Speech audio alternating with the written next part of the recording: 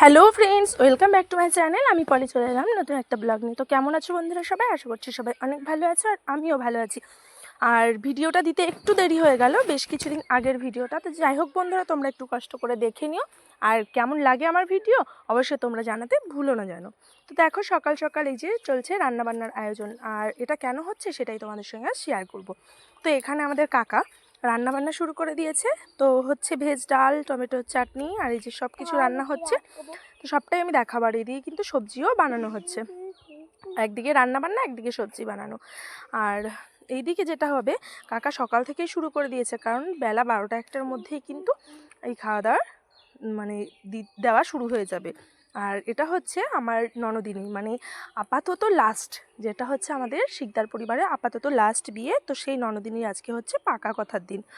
তো ভিডিওটা কিন্তু অনেক দিন আগেকার, এর আগেও বললাম, আরও একবার বলে দিচ্ছি। তো দিতে একটু দেরি হয়ে গেছে। তো দেখো, এদিকে প্রথমেই কাকা ভেজ ডালটা নামিয়ে নেবে, আর আমিও পাশেই ছিলাম বলে কাকা আমাকে বলছিল যে বাবা এটা ওটা একটু দিয়ে দাও। তো কাকার সঙ্গে সঙ্গে আমি একটু মশলা টশলাগুলোও করে দিচ্ছিলাম, আর করে দিতে দিতে আমিও ভিডিও করে নিয়েছি যাতে তোমাদেরকে একটু দেখাতে পারি। তো যাই হোক, দেখো প্রথমে কাকা ডালটা নামিয়ে নিয়েছে, তারপরে এখানে নিয়ে এসছে বাজার থেকে চিংড়ি মাছ, সেগুলো ধুয়ে পরিষ্কার করে নুন হলুদ মাখিয়ে নিয়েছে। তারপরে করে নিল চাটনি, টমেটো কাজু কিশমিশ দিয়ে চাটনি করে নিয়েছে। আর এদিকে মাছগুলো এক এক করে ভেজে নিচ্ছে। এই করতে করতেই দেখো মাছগুলো কিন্তু আস্তে আস্তে সবগুলো ভাজা হয়ে গেল। আর এই করতে করতেই কিন্তু সাইডে যেটা হচ্ছে, সব সবজিগুলোও আর কি ভেজে নিয়েছে, মাছগুলোও ভেজে নিয়েছে। আর যেহেতু অনেক দিন আগেকার তো ভিডিওটা, তো কথাগুলো হয়তো এদিক ওদিক একটু হয়ে যাচ্ছে, তোমরা একটু কষ্ট করে দেখে নিও। তো যাই হোক, রুই মাছটা করেছিল পোস্ত দিয়ে। তো ফাইনালি কিন্তু রুই মাছের ঝোলটাও রেডি হয়ে গেছে। আর কি কি রান্না হয়েছে সবটাই কিন্তু তোমাদেরকে দেখাবো, তবে কিভাবে কি হলো সেটা আর দেখানো হলো না, কারণ এই করতে করতে এই যে পোস্ত বাটাটাও কাকার মধ্যে দিয়ে দিল। এই করতে করতেই কিন্তু অতিথিরা চলে এসছে।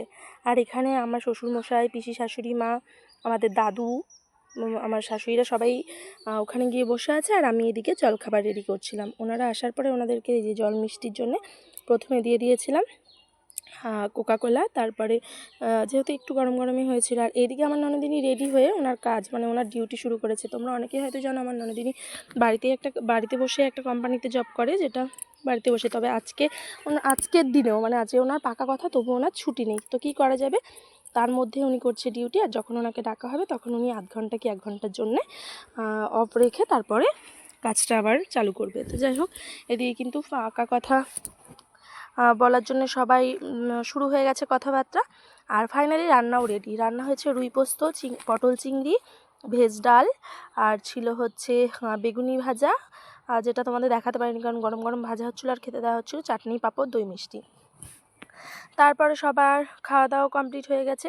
তবে খুব বেশি লোকজন ছিল না, যার কারণে আমি আলাদা করে আর ভিডিও করে দেখাতে পারিনি। তারপরে ফাইনালি শেষে, মানে আমি, আমার যা, আমাদের দাদু ঠাকুমা, দাদু বলতে আমার কাকিমা শাশুড়ির বাবা, তো দাদু ঠাকুমা দিদা সবাই মিলে আমরা কিন্তু খেতে বসে পড়েছি। সেটাও আমি আর তুলতে পারিনি, ব্যস্ত ছিলাম, মানে খাওয়ায় ব্যস্ত ছিলাম। কারণ এদিকে আবার পাকা কথা হয়ে যাওয়ার পরে একটু হলুদ দেওয়ার ব্যাপারটা আছে। তো যাই হোক, যা যা রান্নাবান্না হয়েছে সবই এক ঝলক খাচ্ছিলাম আর তোমাদেরকে দেখিয়ে দিলাম।